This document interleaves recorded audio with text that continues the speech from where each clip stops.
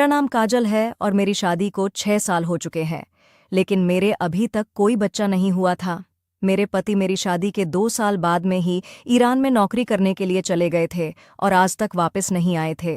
पहले तो मैं जैसे तैसे खुद पर कंट्रोल कर लेती थी, लेकिन अब जैसे जैसे वक्त गुजरता जा रहा था वैसे वैसे मेरा खुद पर से कंट्रोल छूटने लगा था। मेरे पति के जाने के बाद हमारे घर में मेरे सास ससुर और मैं ही रहते थे। मैं पढ़ाई में बहुत होशियार थी, इसलिए मेरे सास ने जब देखा कि घर पर रहकर मैं बोर होने लगती हूँ तो उन्होंने पास के ही एक स्कूल में मेरी नौकरी लगवा दी। अब मैं रोज़ाना स्कूल में जाने लगी थी और मैं 12वीं तक के बच्चों को पढ़ाती थी। लेकिन वहीं स्कूल में मुझे हमारे पड़ोस का एक लड़का मिला जिसको पहली बार देखते ही मैं उसकी दीवानी हो गई। वह देखने में बहुत हैंडसम था, साथ ही उसका शरीर भी बहुत मजबूत था और वह किसी पहलवान जैसा दिखता था। मैं जब भी उसकी क्लास में पढ़ाने जाती हूँ तो मेरी नज़रें बार बार उस पर जाकर टिक जाती थीं। यह बात शायद धीरे धीरे वह भी समझ गया था, इसलिए वह भी अब मेरी तरफ देखता रहता था। अब मैं जब भी उसकी तरफ देखती तो उसकी तरफ एक स्माइल पास कर देती थी और जवाब में वो भी मुस्कुरा देता था। कुछ दिनों तक हमारा ऐसे ही एक दूसरे को देखकर स्माइल करने का सिलसिला चलता रहा, लेकिन वह अभी उम्र में छोटा था और साथ ही मैं उसकी टीचर हूँ, इसलिए वह आगे बढ़ने से घबरा रहा था। तो ऐसे में मैंने सोचा कि क्यों न मैं ही आगे बढ़कर अपनी तरफ से उसको अपने दिल की चाहत बता दूं।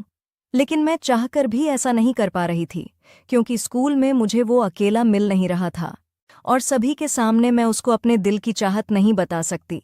इसलिए मैंने थोड़ा सोचकर एक तरकीब सोची। एक दिन मैं उसके घर गई और मैंने उसके घर जाकर उसके मम्मी पापा से मुलाकात की। मैंने उसके मम्मी पापा को समझाया कि आपका लड़का मेरे सब्जेक्ट में कमज़ोर है, इसलिए आप उसका मेरे पास ट्यूशन लगवा दीजिए।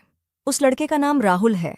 राहुल के मम्मी पापा अपने लड़के के बारे में कमज़ोर होने की बात सुनकर थोड़ा घबरा गए और उन्होंने मेरी बात को मान लिया।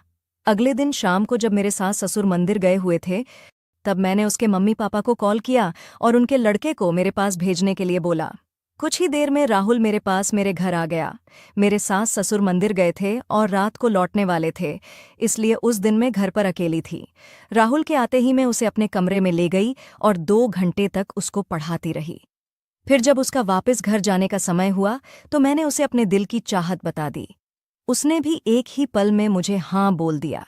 अब मैं और इंतज़ार नहीं कर सकती थी, इसलिए मेरे सास ससुर के आने से पहले हम दोनों ने अपने दिल की चाहत को पूरा कर लिया। उसके बाद से राहुल रोज़ हमारे घर आने लगा था और हम दोनों रोज़ाना एक दूसरे का साथ देने लगे थे।